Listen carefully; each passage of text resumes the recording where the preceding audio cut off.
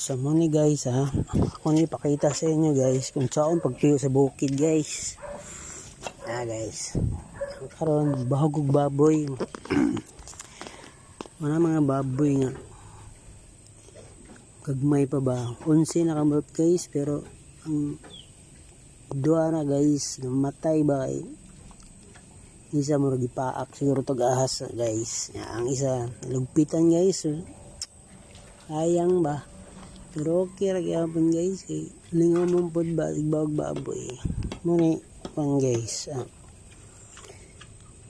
Kinabuhi sa bukid mo nga ni kinabuhi sa bukid mahumoy.